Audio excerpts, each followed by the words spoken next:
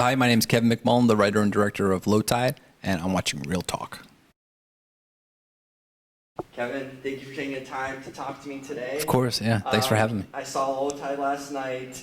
You know, one thing that sets about this movie, you mentioned you're from the Jersey area, and this very much felt kind of like a hometown piece, like a personal piece when you watched the movie with a narrative. Tell me what was the personal part for you about this film? What sort of things you related to in your own life and put into the story? Sure. Well, I mean, the setting is like extremely personal. We shot all over Monmouth and Ocean County, where I'm from, and so it's just that community, just kind of hopefully capturing that texture and seeing forest and water, and it's all my childhood memories, kind of dramatized and then escalated and wrapped up into one movie. So yeah. You didn't find any coins in your childhood? No, definitely some creative liberties there. But I have like an older brother, and he would get into mischief, and I kind of follow him. So I think that was probably baked in there. But a lot of these things are unconscious when you're writing a first draft, at least, and then you start realizing where they're coming from.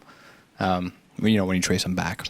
When you're writing it, to have that vision of the movie kind of in your head, and then when you get on set, did anything change for you? Did you kind of get any new ideas in a sense, or challenges that came in away from obviously having it in your head, but then actually being on set and dealing with all the things that offers? Yeah. Well, I had it in my head a lot, and we worked it out. I storyboarded a big portion of the movie, and so I think it's good to be prepared. But I didn't want to try to replicate the storyboards exactly, because I didn't want to close myself off to a lot of what was happening in front of me. And of course it rains, and then an actor has a great idea, and so you adapt and you move toward hopefully whatever the best idea in the room is. And so it was good to be prepared. And visually I wanted to shoot very specifically. Like, I'm a big fan of old, like John Huston movies, like Treasure of Sarah Madre, which is an name of those, or like Hitchcock movies. And so there was an intention behind, trying to frame the movie and generally just in terms of directing the shot progression.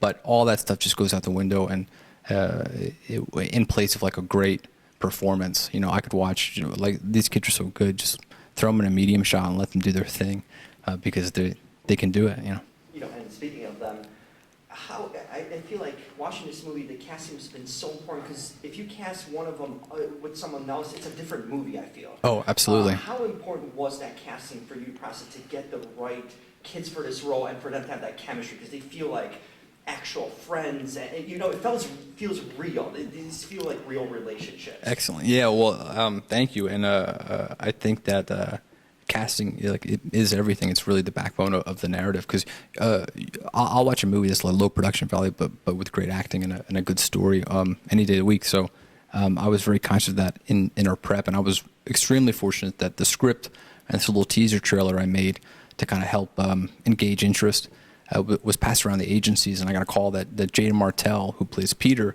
was interested. And I've been a big fan of his since he was a little kid. He was starring in St. Vincent opposite Bill Murray, and then he got a little older, and he was in Jeff Nichols' Midnight Special. So I knew exactly who he was, and we Skyped, and he's so intelligent and preternaturally gifted, and I figured, man, if he wants to do this movie, I'm totally behind it. And that character specifically has the sharpest arc in the entire movie. So having him nailed down at the very beginning of our casting was amazing, because I got to cast everyone else in context of Jaeden. Like, who would be his older brother, and what's the best dynamic for that, and that really influenced in a great way the casting process. Interesting. What did you learn on making this movie, and the whole process in a sense? Is there anything that stands out, kind of a moment where you kind of take with you, either in your life or even in your career going forward through this experience? Yeah, I mean, I've learned volumes, but I think that preparation, everything comes out of prep. So you can work backwards. If you can draw a bullseye and you can work backwards from it, and give all your department heads the most time to kind of execute that vision, and then you continue to open yourself up to collaboration, whether that's like a designer had a great idea you never thought of, or an actor did. Or when it rains and you think that's the worst case scenario for the day, but then you find a great interior location, and very quickly you redo the whole thing for inside of a bedroom, and that becomes one of your favorite scenes in the whole movie. So I think just kind of maintaining a certain level of preparation, but also allowing the best ideas in the room to win out, however they are presented. Perfect. And final question. What are some of your hobbies in your personal life? What are certain things you kind of get away from when you're not working on films or writing? What are some things you enjoy doing?